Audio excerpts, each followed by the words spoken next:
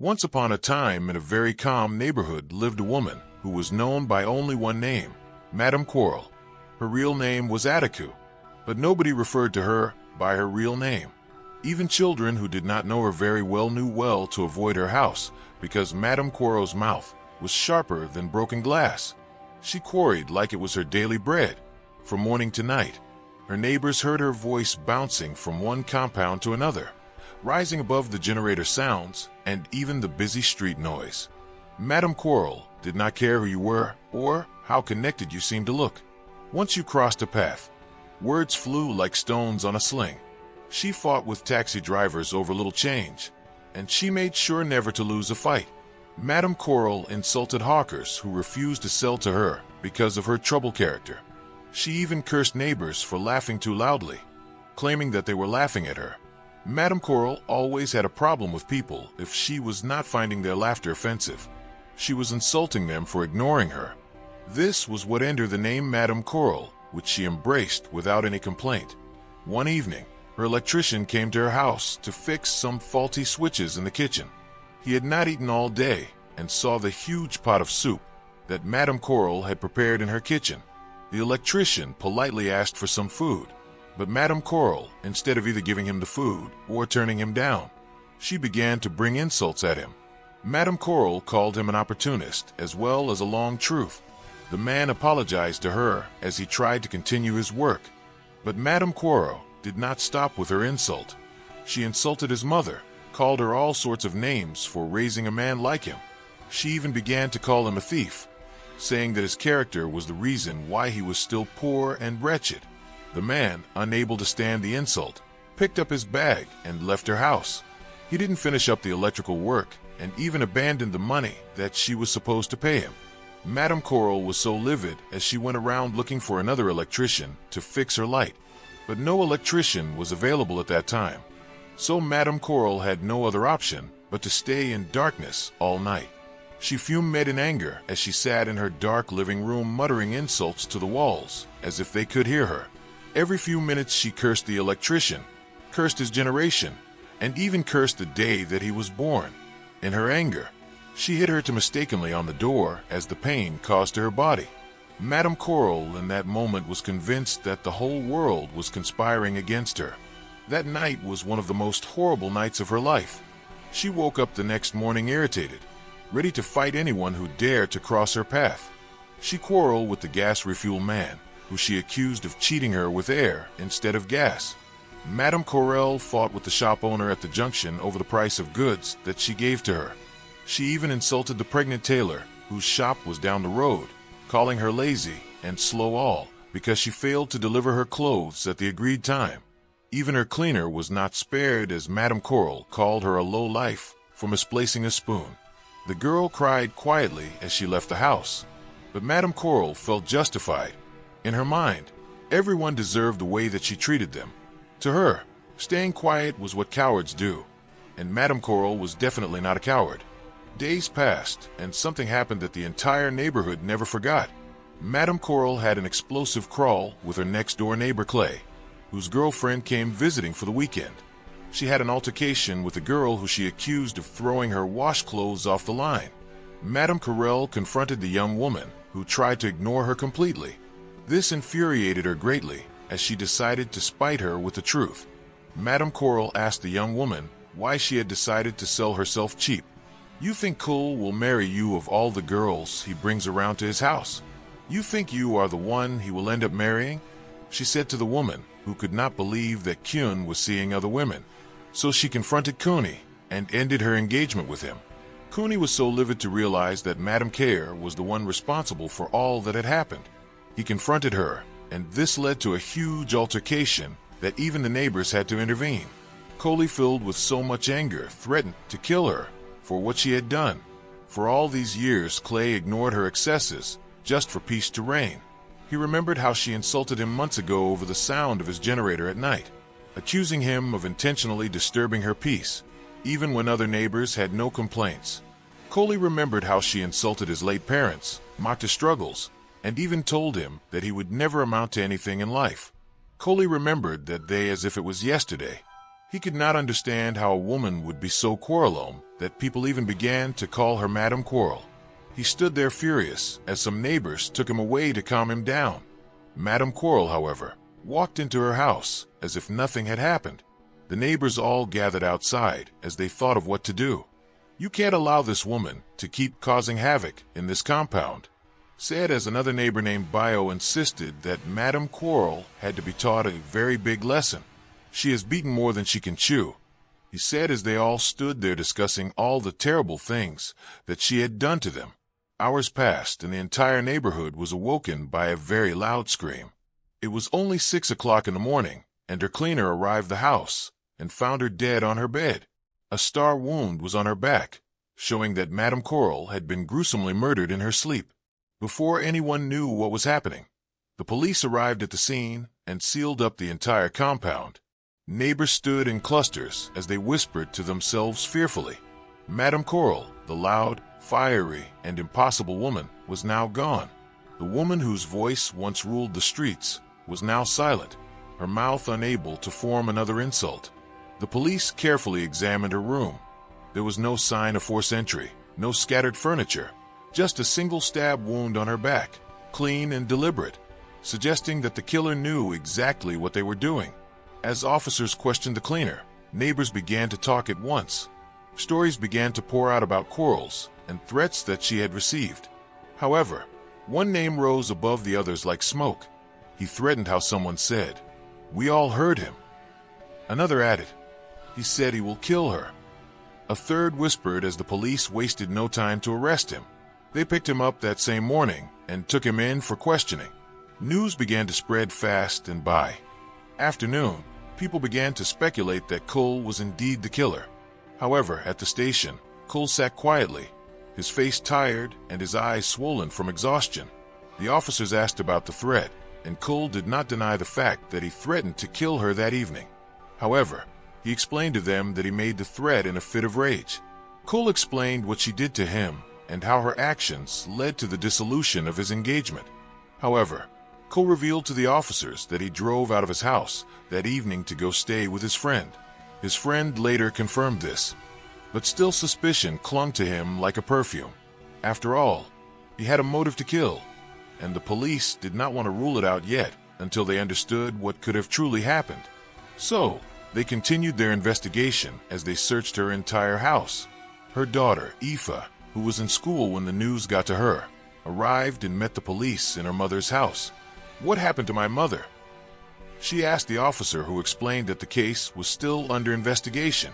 He went on to ask if she knew anyone who would want to harm her mother, and her daughter burst into tears, and she revealed to the officers that her mother was such a quarrelsome woman. She was always quarreling with everyone, and I pleaded with her to stop, but she never listened. The last time I came home, my mother had a serious fight with her only brother, who she kicked out of the house because he sold their parents' only property. If revealed how her uncle threatened to deal with her after that night, the police immediately added her uncle's name to the growing list of suspects. By then, the list was long. Everyone Madame Quarrel had ever quarreled with suddenly became important. The electrician was brought in our question. He admitted he left angrily, but swore he never returned. The gas refuel man was also interrogated next. His voice trembled as he spoke about the humiliation he suffered. Yet he insisted that he only wanted peace. The shop owner cried openly, recounting the curses Madame Quarrel placed on her business. The cleaner was questioned again, her tears soaking her wrapper as she explained how she was treated like dirt. Even the pregnant tailor, whose name was Joyce, was invited to the station for questioning. She was no longer pregnant, but looked freely and sick. She spoke softly as she explained how Madame Quarrel insulted her, calling her lazy as she shouted at her in front of her customers. The police asked to know where she was on the night of the murder, and she revealed that she was in the hospital. The woman revealed to them that she lost her baby the day that Madame Quarrel confronted her in her shop. A child that she had waited for over 12 years died because of her. She broke down in tears as the officers called the hospital to corroborate her story. They revealed that for over 2 weeks, she was admitted in the hospital after suffering from a miscarriage. They revealed that her husband picked her up the previous day, and the officers could not help but ask about her husband's whereabouts on the day of the murder. Where was your husband on the night when she was killed? They asked Joyce, who revealed that her husband was not in the hospital with her on that night. We need to speak to your husband, they said to Joyce as they summoned her husband to the station for questioning. He arrived at the station and greeted the officers politely as he sat down without protest. To everyone watching, he looked like a grieving husband. But as the questions began to pour in, small details started to surface. Details that made the room grow tense. When asked where he was on the night that Madame Kerr was killed, he hesitated for a moment and scratched his head as he claimed not to remember. When pressed further, he admitted that he was home alone. No friend, no family, no one who could corroborate his claims. The officers exchanged looks, knowing how this sounds. A man without an alibi on the night of a murder was never a good sign for them. Then another officer flipped through the case file and asked casually where he worked. Sean revealed that he worked in a big supermarket in town, one known to sell several kitchen items, including the same type of knife that they suspect was used to kill the victim. The room fell silent in that instant as the police decided to pay a visit to the supermarket. What they found out solidified their case against him, as the inventory records revealed that one knife of that exact type had gone missing 2 days before the murder, with no clear record of sale. Suspicion ticked in like smoke as the officers reminded him of his wife's recent loss. 12 years of waiting for a child. 12 years of prayers. A baby gone on the very day that Madame Quarrel publicly humiliated her. The man's jaw tightened as his hands crawled into fists. However, he still insisted that he did nothing, but his eyes betrayed him. There was pain there, deep quiet pain, the kind that bleeds silently without any trace of blood. Meanwhile, Cole's alibi continued to hold. The uncle could not be placed near the time of death. One by one, the other suspects fell away like loose leaves until only one person remained under the harsh light of truth. Faced with the evidence, the missing knife, the lack of an alibi, the timing of his wife's miscarriage, the man burst into tears, knowing that he had automatically become one of the prime suspects in the case. Coley, the man who threatened to kill her on that same day, was also on the police radar as new information revealed that he returned home at around midnight. His car was seen parking on the street close to his house on the night that she was killed. The police brought him in for questioning, and Cole revealed that he only came around to pick up his laptop from his house.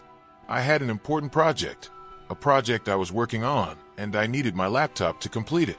Cole presented evidence of the project to the police, but this did not help his case, as the police believed that he could have killed Madame Quarrel in that same moment. The police now had 2 strong suspects staring them in the face.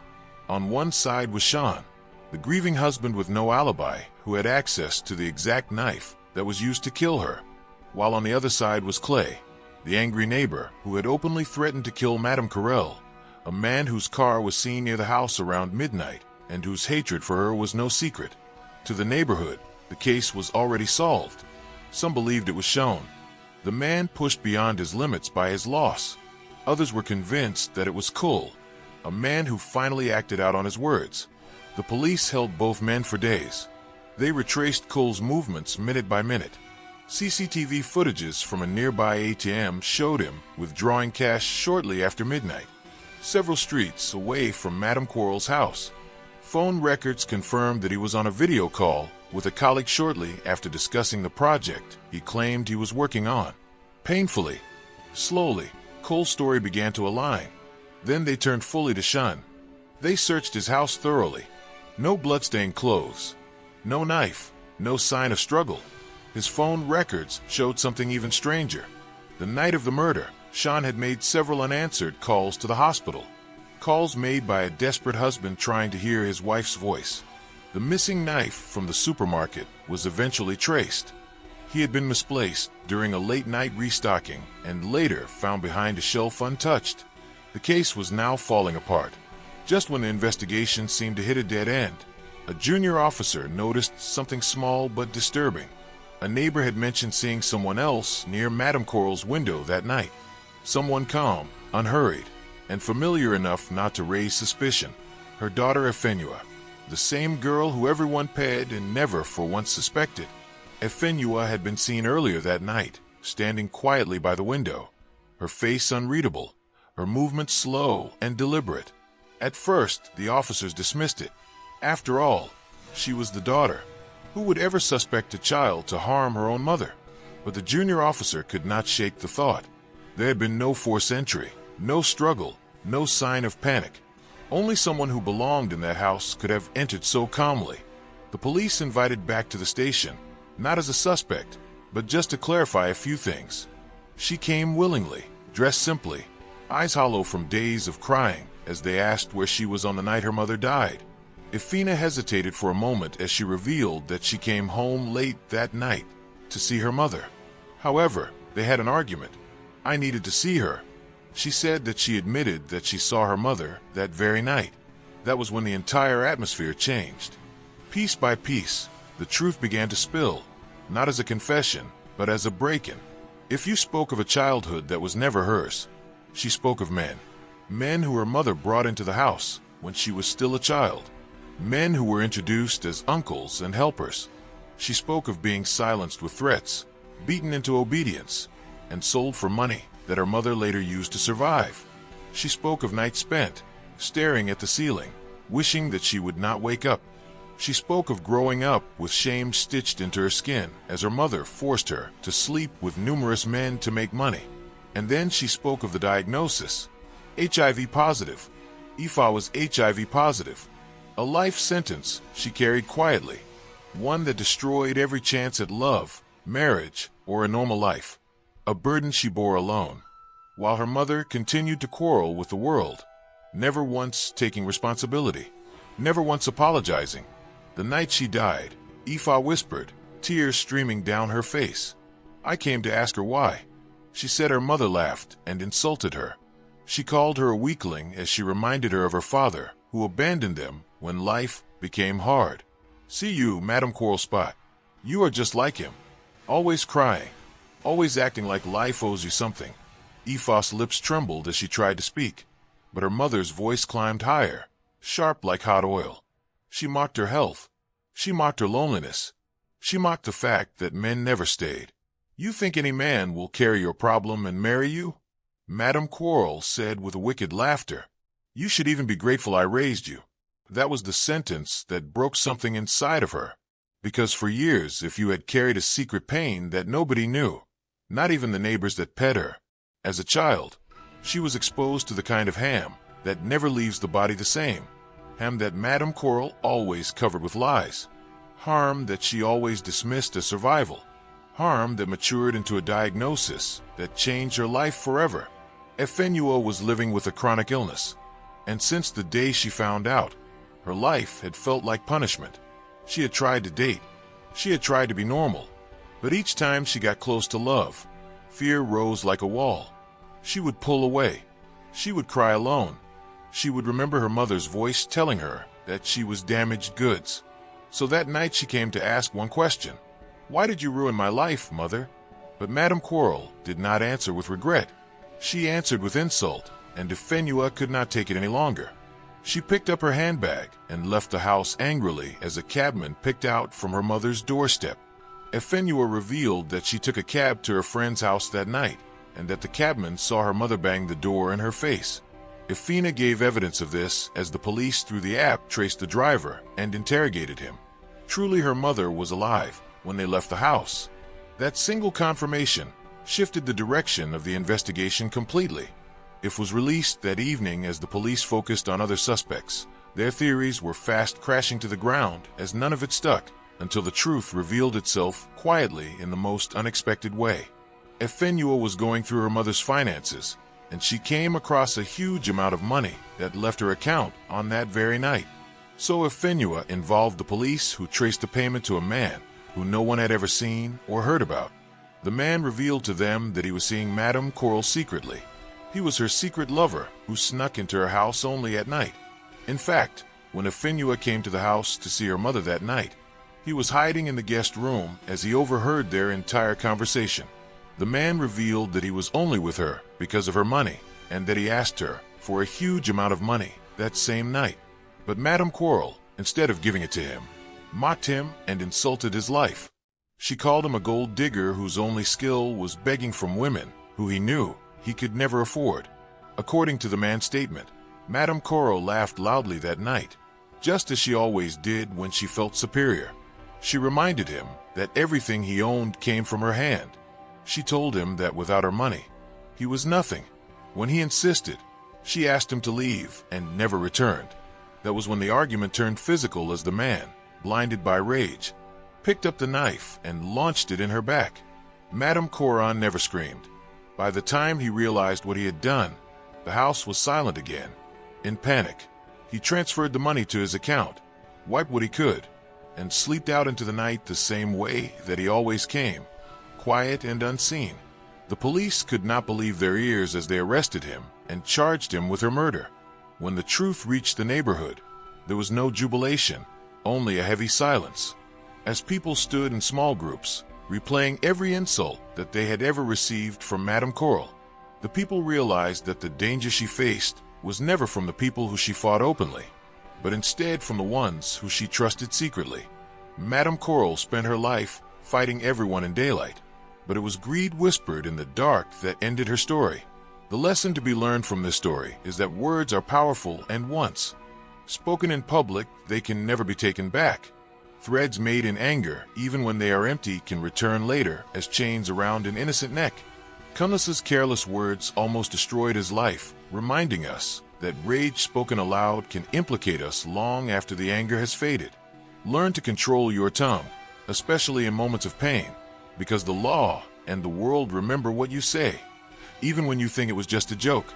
This story also reminds us that constantly making enemies is a dangerous way to live. Madame Quarrel fought everyone she met, turning her environment into a battlefield. When danger finally came, there were too many suspects, too many grudges, and too few people willing to truly stand for her. A life filled with unnecessary conflict exposes you to harm, because hatred multiplies quietly and waits patiently.